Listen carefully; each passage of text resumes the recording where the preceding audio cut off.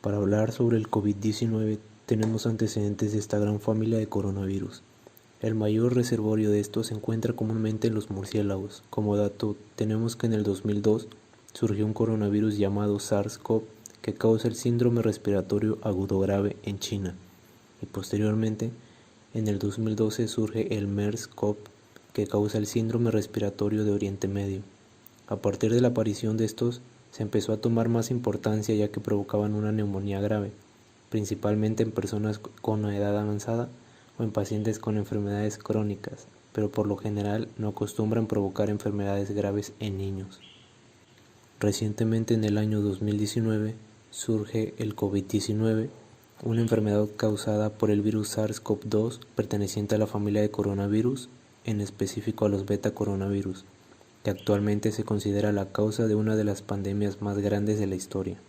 Según datos, se cree que su origen se tiene en un mercado de pescado y animales en la ciudad de Wuhan, China, donde comenzaron a presentarse 27 casos de neumonía de etiología desconocida el 31 de diciembre del 2019, por ello la numeración en el nombre 19. El 13 de enero del 2020, la OMS notifica el primer caso fuera de China, una mujer de Tailandia que regresaba de un viaje de Wuhan que presentó una neumonía leve. El 20 de enero confirman el contagio del virus entre humanos y el 30 de enero la OMS lo declara emergencia de salud pública a nivel mundial. Dentro de las manifestaciones clínicas más comunes se encuentran la tos seca, la fiebre y el cansancio, pero en algunas personas pueden presentar dolor de cabeza, flujo nasal, dolor de músculos y dolor de articulaciones, los cuales aún son considerados como síntomas leves, a diferencia de presentar síntomas como la disnea, dolor u opresión en el pecho, cianosis, confusión, los cuales son catalogados como graves y requieren una atención médica intrahospitalaria. Estos virus están formados de adentro hacia afuera por una nucleocápside formada por el material genético que es ARN, más la proteína de la nucleocápside que es la proteína N, están rodeados por una membrana lipídica y esta membrana a su vez está atravesada y envuelta por algunas proteínas, por ejemplo la proteína N ya mencionada, que sirve para envolver al virus y ayuda en el ensamblado del virus dentro de la célula infectada. La proteína E, que también proviene de envoltura y podría tener una función en el ensamblado, y la proteína M que viene de membrana. Pero además existen glucoproteínas que al ver al virus en microscopio electrónico se observa la forma de corona.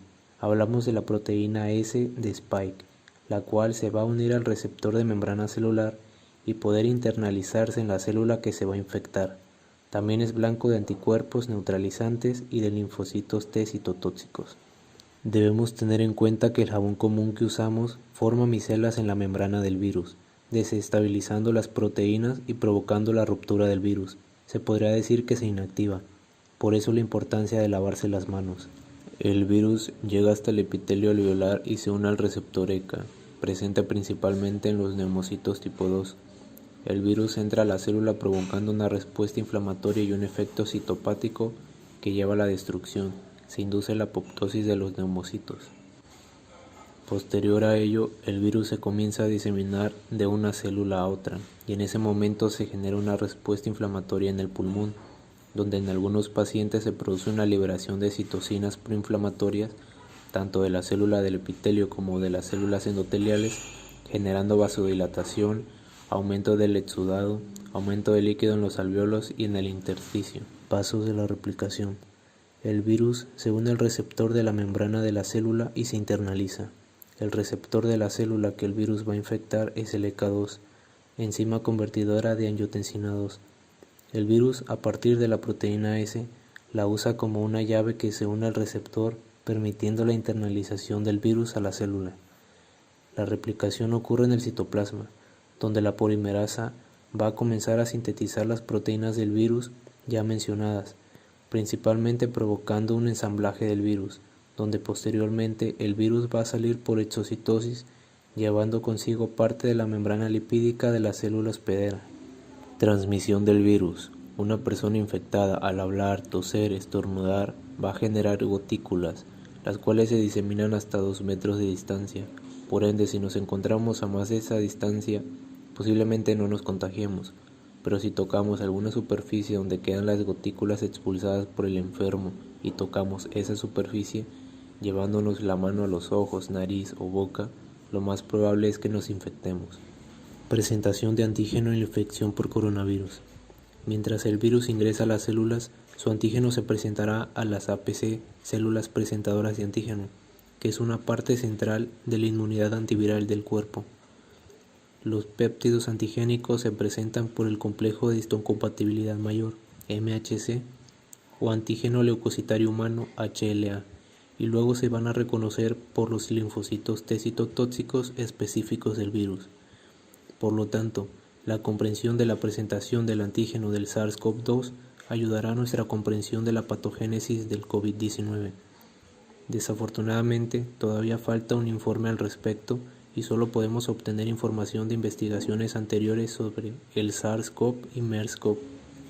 El virus llega hasta el epitelio alveolar y se une al receptor ECA, presente principalmente en los neumocitos tipo 2.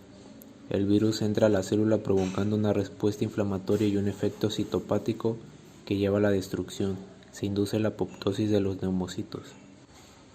Posterior a ello, el virus se comienza a diseminar de una célula a otra, y en ese momento se genera una respuesta inflamatoria en el pulmón, donde en algunos pacientes se produce una liberación de citocinas proinflamatorias, tanto de la célula del epitelio como de las células endoteliales, generando vasodilatación, aumento del exudado, aumento de líquido en los alvéolos y en el intersticio. Entonces el paciente va a comenzar con tos seca porque el daño es de los alvéolos, no de los bronquios. Además, el oxígeno le va a costar más pasar por esta barrera, provocando disnea e insuficiencia respiratoria de tipo hipoxémica.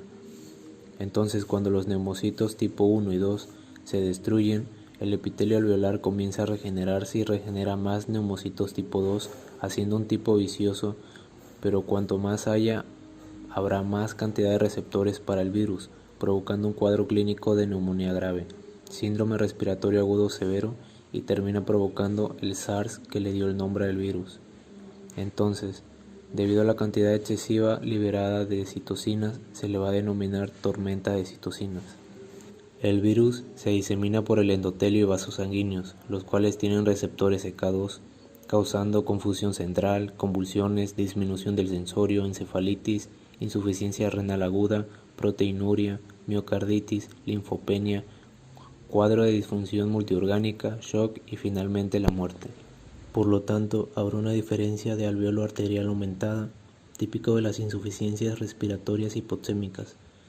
Actualmente se ha descubierto que en pacientes que tienen estos hallazgos también tienen una disfunción endotelial, ya sea porque el virus infecta a la célula endotelial, genera edema, cuadro de vasculitis con isquemia de órganos a distancia, etc. También que la respuesta inflamatoria genera un estado protrombótico. Algunas de las sustancias liberadas por esas células inflamatorias, más el daño endotelial, van a provocar la disfunción endotelial y empiezan a formarse microtrombos.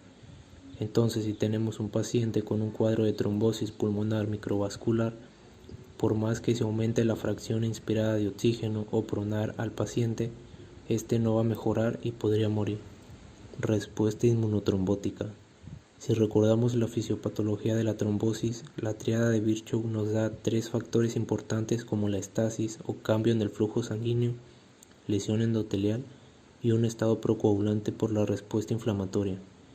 Ahora, el paciente debido a una infección viral va a tener una respuesta inmune que va a llevar a la trombosis, denominada respuesta inmunotrombótica asociada al COVID en este caso, lo que provoca un cuadro de sepsis viral, lo cual lleva a una activación diseminada de la cascada de coagulación con consumo de plaquetas, factores de la coagulación, aumento del tiempo de la protrombina por consumo.